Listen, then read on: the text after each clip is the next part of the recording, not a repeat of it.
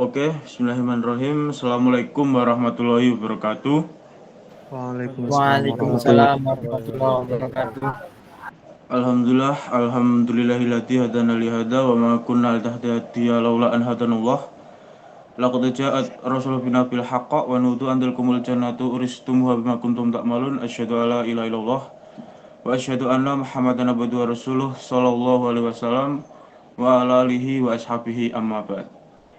Semoga kita tetap berada di limpahan rahmat Allah, tetap diberi nikmat sehat di tengah pandemi kali ini. Sore hari ini kita diskusi mengenai eksistensi mazhab fikih pada zaman kontemporer sekarang. Saya kira rekan-rekan juga sudah membaca jurnal yang sudah dikirim tadi pagi. Mungkin bisa kita awali kalau memang ada hal-hal yang perlu didiskusikan pada forum Google Meet pada sore hari ini. Mungkin dari Mas Fikri atau Mas Farhan atau dari Mas Al-Hadi dulu menyampaikan permasalahannya, disilahkan.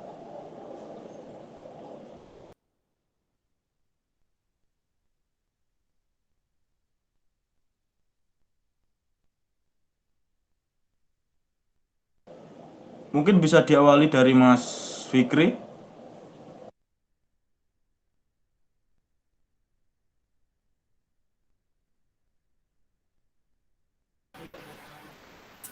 Oke, eh, unek-unek saya setelah membaca jurnal tersebut, yaitu apa hukumnya kita menganut mazhab dan apakah kita boleh menganut mazhab lebih dari satu?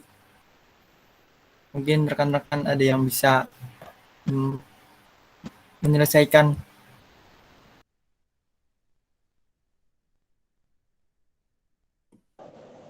Oke, mungkin dari Mas Farhan mau menjawab pertanyaan dari Mas Fikri. Ya, Dipersilahkan. baik.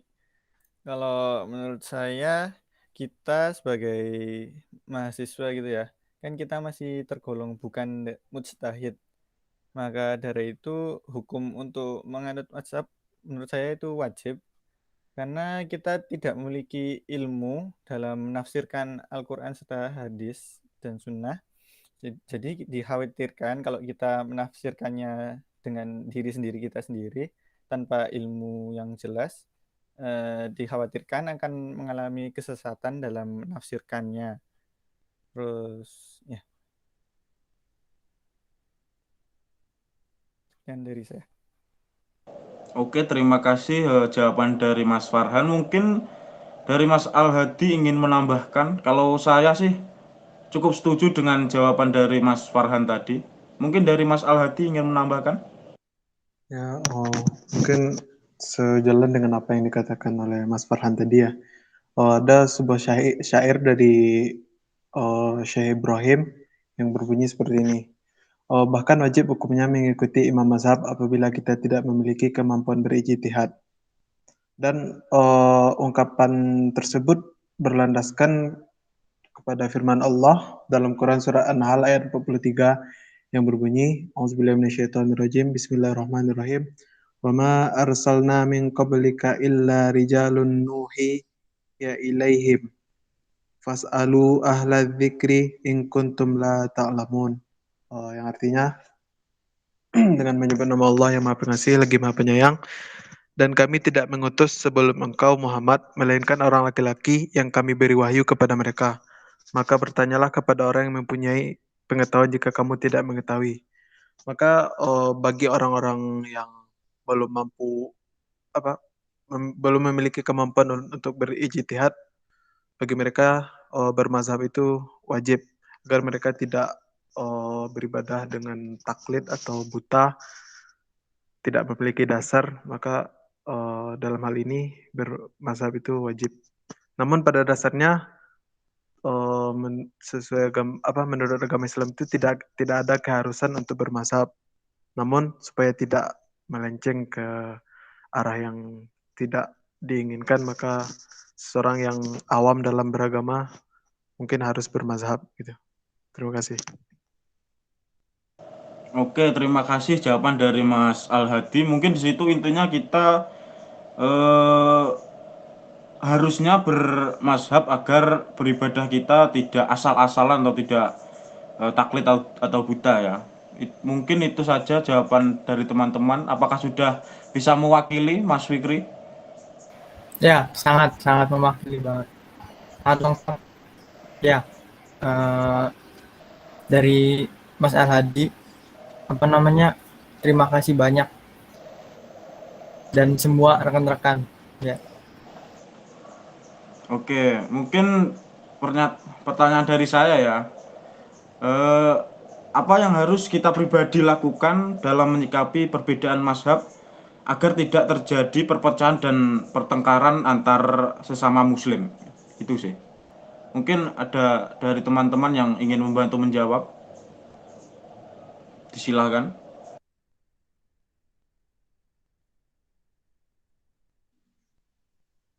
Oke, mungkin dari saya, pertanyaan dari Mas Wiro tadi, bisa diulangi? Eh, pribadi pribadi yang harus kita lakukan untuk menyikapi perbedaan mazhab itu gimana agar tidak terjadi perpecahan dan pertengkaran antar sesama muslim itu sih. Oke. Jadi gini, kan perbedaan itu muncul karena apa? Perbedaan pandangan seseorang terhadap suatu ilmu gitu kan. Jadi setiap orang memiliki dasar dalam berilmu itu dan hal itulah yang membuat perbedaan itu. Namun tidak semua perbedaan berakhir pada perselisihan. Jika sifatnya hanya sebuah perbedaan variatif, misalnya dalam tata cara beribadah, maka menurut saya itu sah-sah saja. Namun jika perbedaan itu sudah mengarah kepada perbedaan kontradiktif, seperti ada akidah yang sedikit melenceng gitu, maka disinilah akan terjadi perselisihan yang seperti itu, yang seperti Mas Wiru sampaikan tadi. Jika perbedaan tidak maksudnya berbeda tidak harus berselisih, namun perselisihan sudah pasti membeda-bedakan. Maka yang harus kita lakukan adalah mendalami ilmu atau misalkan kita beribadah maka kita harus mengetahui dasarnya itu. Kita tidak boleh taklid gitu kan. Namun setiap perbedaan itu sah-sah saja, namun yang tidak boleh itu menyalahkan orang gitu kan. Misalnya mengkafir-kafirkan orang yang berbeda pandangannya dengan kita. Maka dalam hal ini perbedaan tentu membuat kita lebih berkembang, lebih apa gitu kan. Karena ada ungkapan seorang sufi yang berkata seperti ini, sesama siswa itu tidak boleh saling memberikan rapor. Maknanya adalah sesama umat Islam tidak boleh mengkafir-kafirkan karena kita tidak tahu paham siapa yang benar dan paham siapa yang diterima oleh Allah Subhanahu wa taala. Seperti itu. Terima kasih atas jawaban yang menurut saya sudah lengkap sih. Mungkin dari teman-teman ingin sedikit menambahkan atau gimana dari Mas Fikri maupun Mas Farhan? Mungkin dari saya sedikit menambahkan, dan jikalau kita bermazhab itu sangat tidak dianjurkan bersifat terlalu fanatik atau melebih-lebihkan, karena hal tersebut bisa mempengaruhi perpecahan atau kita sebagai muslim. Nah, makanya kita bermazhab itu hanya sewajarnya dan saling menghormati pendapat orang lain atau mazhab lain. Intinya kita saling menghormati pendapat dan tidak melebih-lebihkan atau terlalu bersifat fanatik. Oke, terima kasih jawaban dari Mas Fikri. Apakah dari Mas Farhan ingin sedikit menambahkan lagi jawaban dari rekan-rekan? Saya kira sudah cukup lengkap jawaban dari rekan-rekan. Oke, berarti dapat disimpulkan bahwa untuk menghindari adanya perpecahan antar perbedaan mazhab itu dengan cara mungkin di situ tidak condong terhadap tidak fanatik terhadap suatu mazhab, dan kita perlu belajar mazhab-mazhab yang menurut kita sudah benar gitu ya. Mungkin dari Mas Al Hadi ingin menyampaikan pertanyaan yang dapat kita bahas dalam forum diskusi pada sore hari ini. Oke, terima kasih Mas atas kesempatan yang diberikan. Saya ingin menanyakan bagaimana caranya menyikapi khilafiyah atau perbedaan yang terjadi misalnya di antara kita dengan teman atau dengan saudara, bahkan dengan keluarga kita sendiri. Ya, terima kasih. Oke, izin menjawab terkait tentang khilafiyah atau perbedaan pendapat ya. Khilafiyah itu sering terjadi di setiap tahunnya seperti peringatan Maulid, kunut dalam sholat subuh, peringatan malam nisfu Sya'ban, ziarah kubur dan lain-lain. Yang pada dasarnya itu semua adalah fikih dan bukan akidah. Jadi menurut saya pribadi cukup bagi saya memilih suatu pendapat mazhab yang saya yakini dan juga tetap menghargai pendapat mazhab lain yang dianut oleh teman maupun bahkan anggota keluarga kita sendiri, tanpa menuduh kegiatan yang dilakukan itu adalah sebuah bid'ah maupun pertentangan lainnya, agar tidak terjadi saling hujat dan saling memusuhi antar teman atau anggota keluarga, karena semua pendapat mazhab itu pada dasarnya lahir dari tangan para ulama Ahlus Sunnah wal Jamaah yang ikhlas menyebarkan agama Allah Ta'ala. Itu sih dari saya. Mungkin dari Mas Fikri atau Mas Farhan ingin sedikit menambahkan jawaban saya tadi.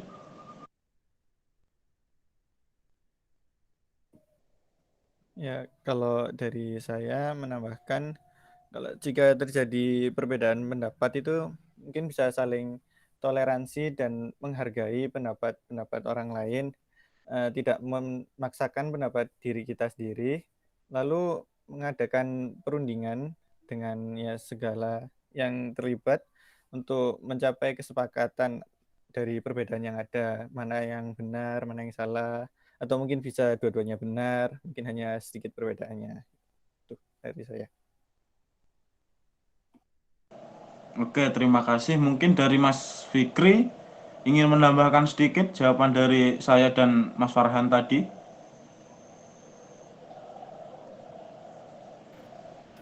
Saya kira cukup sudah terjawab semua. Oke, tidak ada tambahan dari Mas Fikri. Apakah dari Mas Al Hadi sudah cukup jelas jawaban Oh, yang disampaikan?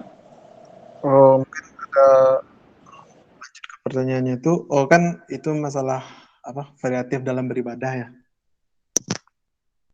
Oh, bagaimana kalau misalkan dalam suatu perkampungan ya atau di desa kita, masyarakatnya itu melakukan suatu tradisi yang berhubungan dengan uh, apa sesuatu yang jelas-jelas diharamkan oleh hadis. Gimana cara kita menanggapinya? Ya, terima kasih. Apakah kita harus dengan jelas-jelas mengatakan bahwasanya itu haram, atau ada cara yang lebih bagus atau lebih masuk gitu? Oke, mungkin ada yang dapat membantu menjawab pertanyaan dari Mas Al Hadi, dari Mas Fikri maupun Mas Farhan. Dipersilakan.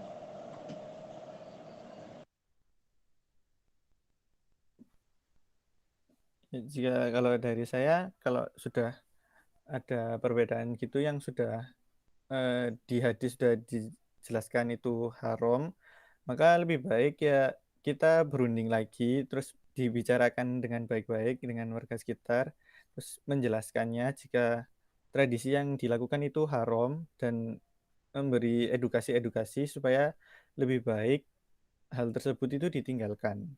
Ya, itu kalau dari saya. Oke, jawaban dari Mas Farhan tadi adalah dengan mengajak musyawarah mengenai kegiatan yang dilakukan itu. Apakah itu memang benar atau memang salah yang harus ditinggalkan. Mungkin dari Mas Fikri ingin sedikit menambahkan atau gimana, Mas Fikri? Ya, saya mungkin setuju sama Mas Farhan, jika di hadis itu diharamkan, maka lebih baik dijauhkan sih. Karena kan sebagian menyimpang kalau dikatakan tanda kutip haram. Atau juga kita malah mendapat dosa dari Allah. Oke, terima kasih atas sedikit tambahan jawaban dari Mas Fikri. Apakah jawaban dari rekan-rekan sudah mewakili Mas Al-Hadi? Oke, baik, terima kasih sudah. Jadi lebih ke mengkaji ulang tentang hal tersebut ya, supaya masyarakat itu paham bahwasanya itu tidak diperbolehkan gitu. Ya, baik, terima kasih. Oke, ini eh, berhubung waktu kita sudah mepet, mungkin eh, ada satu lagi pertanyaan, mungkin dari Mas Bima atau mungkin Mas Farhan, dipersilakan salah satu ingin memberi sedikit permasalahan yang dapat disampaikan pada forum Google Meet pada sore hari ini, dipersilakan dari Mas Farhan maupun Mas Bima. Ya, kalau mungkin dari saya itu ya, kan tadi saya sudah baca terus juga mendengar di forum ini tadi ada kata-kata taklid, taklid dan ittiba. Ya, itu arti dari kata itu tuh apa ya? Ya, yang dari saya itu. Oke, mungkin dari Mas Al-Hadi ya, yang tadi juga sering menggunakan istilah taklid, mungkin bisa dijelaskan apa itu yang dimaksud dengan taklid. Monggo Oh, dipersilakan Mas Al-Hadi. oke. Baik, mungkin jadi taklid itu artinya mengikuti tanpa alasan atau meniru dan menurut tanpa dalil. Jadi simpelnya itu gini, kita melakukan suatu ibadah cuma karena kita meniru-niru orang. Orang melakukan ini, nah, kita melakukan ini tanpa kita mengetahui dalil atau dasar dari perbuatan kita tersebut. Menurut istilah agama, taklid itu menerima suatu ucapan orang lain serta memegang suatu hukum agama dengan tidak mengetahui keterangan-keterangan dan alasan-alasannya. Jadi gitu. Dan untuk ittiba sendiri berarti berjalan secara bahasa artinya itu berjalan di belakang orang lain. Maka secara istilahnya itu ittiba adalah mengikuti pendapat seorang mujtahid dengan mengetahui dalil serta metode yang digunakan seorang mujtahid dalam mengambil hukum. Maka dalam hal ittiba ini mungkin menurut saya bermazhab itu adalah salah satu contoh dari ittiba gitu. Nah, terima kasih. Oke, terima kasih jawaban dari Mas Al-Hadi. Mungkin ada tambahan dari Mas Bima maupun Mas Fikri mengenai apa itu taklid dan ittiba. Dipersilahkan.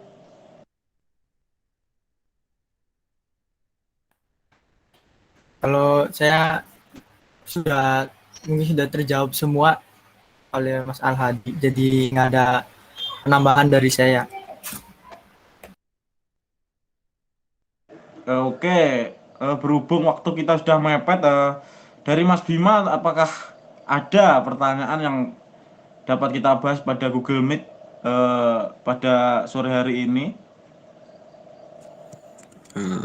Ada sih.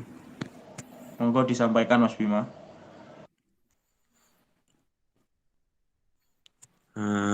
Bagaimana sih cara memahami mazhab sebagai sebuah disiplin ilmu untuk kita memahami Al-Quran dan As-Sunnah?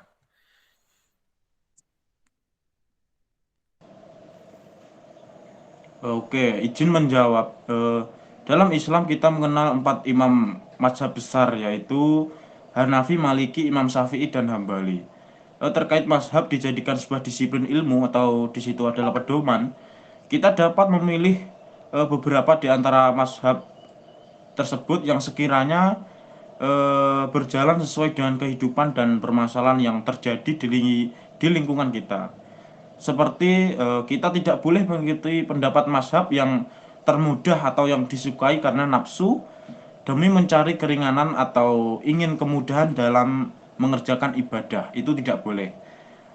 Yang diperbolehkan itu adalah kita berpindah dari satu mazhab ke mazhab yang lain dalam sebagian masalah. Karena mungkin di situ kita tahu dalil mazhab tersebut lebih sahih, lebih kuat dengan tetap mengacu kepada Al-Quran dan As-Sunnah. Itu sih menurut saya. Mungkin ada tambahan dari rekan-rekan. Itu udah gampang sekali, udah jelas sekali apa yang disampaikan oleh Mas Wiru tadi. Jadi nggak ada tambahan mungkin dari saya. Oke, dari Mas Alhadi tidak ada tambahan. Mungkin dari Mas Fikri atau Mas Farhan? Nggak cukup, mungkin Ya, cukup, nggak ada cukup. tambahan. Oke, apakah sudah terwakili Mas Bima? Sudah Jawaban dan dari rekan-rekan? terwakili. Oke, berhubung semua anggota kelompok sudah menyampaikan permasalahan yang dijumpai terhadap diskusi pada sore hari ini, saya kira cukup. Bisa saya tutup. Sekian penyampaian dalam memimpin diskusi pada forum Google Meet pada sore hari ini. Dari saya sekian. Wassalamualaikum warahmatullahi wabarakatuh. Waalaikumsalam warahmatullahi wabarakatuh. Terima kasih Mas.